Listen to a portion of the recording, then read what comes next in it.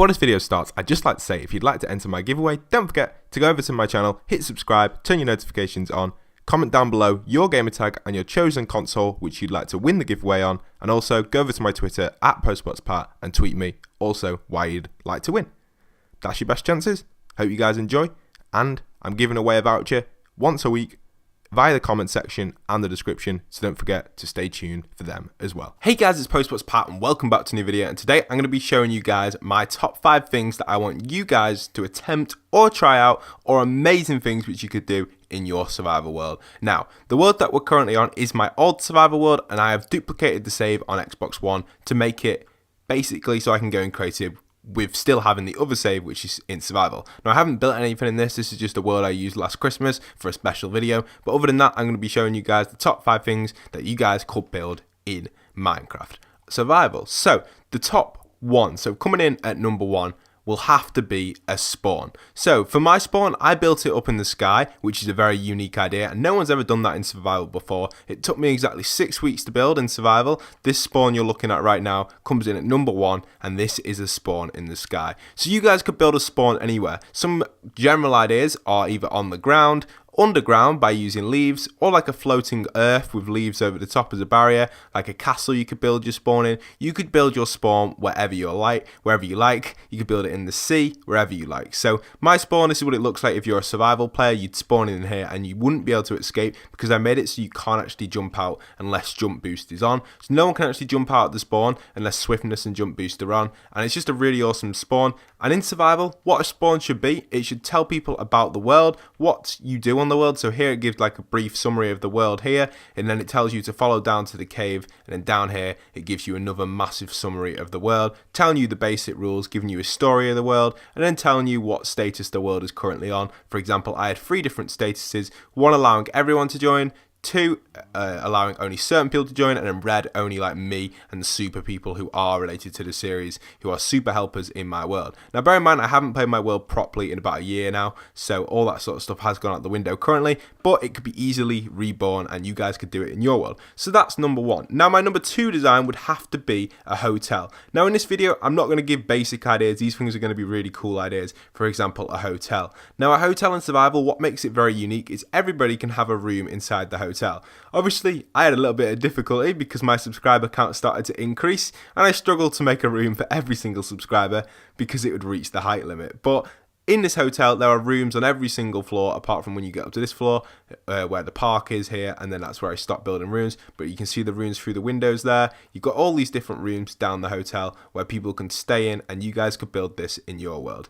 Now, coming in at number 3 is related to the hotel, but isn't related to the hotel because you guys could do this in your world. It is a underground base. So we have our hotel as number 2, and the hotel is just a giant structure people can live in, and you've got the lobby. However, I decided to do my underground base as part of the hotel, but you guys could do an underground base as however you like. And now my underground base consists of everything basic in Minecraft. So you have a potion machine, all this sort of stuff, enchanting tables, nether portals for transporting from different places and going into the nether, storage. You can have a giant storage room, which we'll come back to, but there is a giant storage room down here because this is really awesome, and that will come later in. Then we also have some other things. You can basically have it linking to the end portal, have mob spawners in here, which I did have, but I moved them. You can have all these jail prison cells and stuff that you can block off when people are in there, and you've got the shower rooms, and you can just do whatever you want in your underground base. You can have automatic farms, enchanting areas for low level stuff, again repair area there. I was going to build loads of automatic farms under here. Then over here we've got the place to store the dogs, the wolves and the cats as well, so that's really awesome. And then over here we've got some more automatic farms and some more basic farms to the left. Got some mushroom farms in the dark in here as well. They don't grow too well, but they grow a little bit, which is pretty cool. And then down here finally we have some more basic automatic farms just for yourself, just to grab some quick resources. And then at the end of the base, coming in at number 4, is a giant treehouse. So this is another feature that I want you guys to try and build in your Minecraft survival world, is a giant tree. Now this tree consists of crazy designs and something you guys should definitely try out, because this tree, 1, has a treehouse on top where you guys can get up to and have a little nap in your treehouse, and the only way of getting up here is by ender pearling up. So you'd have to ender pearl through that hole. And then when you're inside the tree, we got loads of signs of people's names, which you could do in your Minecraft survival world. And again, it does lead to somewhere secret, but I'm not going to show that off right now. So yeah, that's the tree. That's pretty cool. And this is in a massive underground tree. You guys could do a treehouse on the ground. You could do it wherever you like, but that's my version of a treehouse in survival. And it took me probably about, again, 4 weeks to build that and dig out the hole. That took about 5 days with 8 people consistently helping. So it does take a long time, but it is definitely worth trying. So that's number 4. And then number 5, we will go back around, but number 5 is a giant storage room. Now that's going to be it for my top 5, but this one is very key because this storage room is the key to your world. If you have a functional storage room, it will be amazing. So my storage room never got completed. The design got built first, but the actual idea of the storage room never got completed.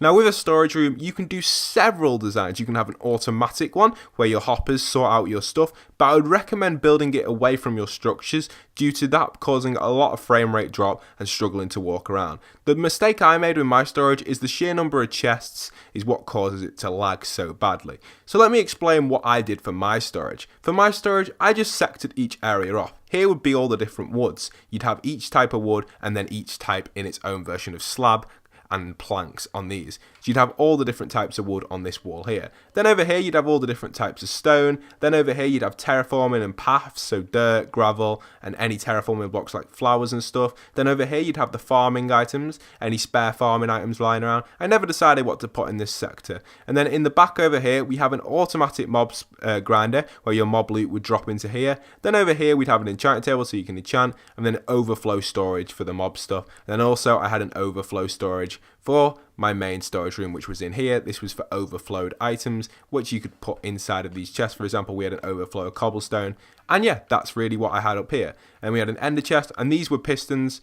These are things that would come down from the top. So these are actually linked up to other places around the world, and items would actually come back into here from around the world. And then we just had long smelting items here, just basically basic furnaces, which would smelt for a while, which were pretty cool. So yeah, that's that there. We got anything in these furnaces? Might have some blocks of coal, yes. That's cool. So we drop down to the next level, and down here we have more storage. And again, it's just the same sort of concept. Each area is sectored off with food, tools and armor, wool and glass and clay dyes and stuff like that on these walls. And everything was mob loot down here. Everything was just sectored off, and then you had stuff like ores around here. So lapis, and then some charcoal there, emeralds, iron. Everything was just separated off, and we never really got around to completing it all. The item frames is what causes a lot of lag as well. And then these areas here, these 4 chests you're looking at here right now, were those dump chests, so the storage keeper could sort them out. That chest was my stuff for videos. If you guys record videos, you could do that. And then in the back over here,